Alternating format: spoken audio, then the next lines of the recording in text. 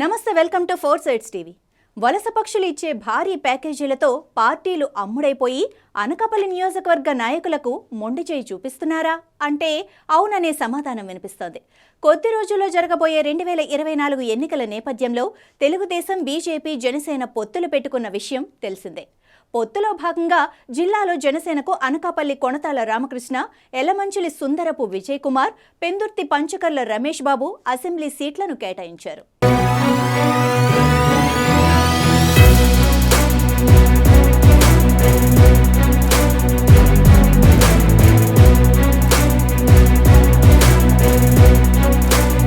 తెలుగుదేశం పార్టీకి నర్సీపట్నం చింతకాయల అయ్యన్న పాత్రుడు, చోడవరం కేఎస్ఎన్ రాజు, మాడుగుల పైలా ప్రసాదరావు నియోజకవర్గాలను కేటాయించారు. అయితే రాష్ట్రంలో 1% కూడా ఓటులేని బీజేపీతో పొత్తు పెట్టుకుని 2014 ఎన్నికల విజయాన్ని రిపీట్ చేయాలన్న ఆలోచనతో చంద్రబాబు బీజేపీతో కాళ్లబేరానికి వెళ్లిన విషయం రాష్ట్ర ప్రజలందరికీ తెలిసిందే.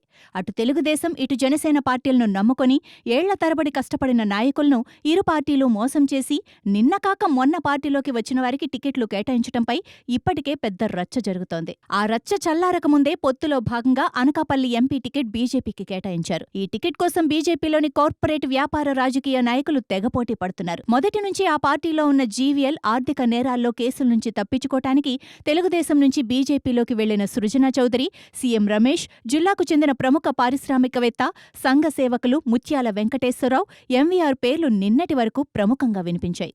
ఇదిలా ఉండగా జిల్లా కేంద్రంలో రాత్రికి రాత్రే మరోసారి మోడీ సర్కార్ కమలం పువ్వు గుర్తుకే మన ఓటు అంటూ ప్రధాని మోడీ, అమిత్ షా, నితిన్ గడ్కరీ, చంద్రబాబు, పవన్ కళ్యాణ్, పురంధరేశ్వరి ఫోటోలతో సీఎం రమేష్ ఏర్పాటు చేసిన భారీ ఫ్లెక్సీలపై జిల్లాలో రచ్చ మొదలైంది. మళ్లీ వలసవాదులేనా? ఈ వలసవాదుల నుంచి జిల్లాకు విముక్తి లేదా అని జిల్లా ప్రజలు వాపోతున్నారు. స్థానికులను విస్మరించి పార్టీలకు భారీ ప్యాకేజీలిచ్చే రాజకీయ వలస పక్షులకు గట్టిగా బుద్ధి చెబుతామని ఇక్కడి ప్రజలు హెచ్చరిస్తున్నారు. అనకాపల్లి రాజకీయ వలస పక్షులకు విడిది కేంద్రం కాదని, రాజకీయ చైతన్యం కలిగిన ప్రాంతమని అంటున్నారు. జిల్లా ప్రజలతో పాటు తెలుగుదేశం, జనసేన పార్టీ నాయకులు, కార్యకర్తలు సైతం ఇదే అభిప్రాయం వ్యక్తం చేస్తూ ఉండటం గమనార్హం.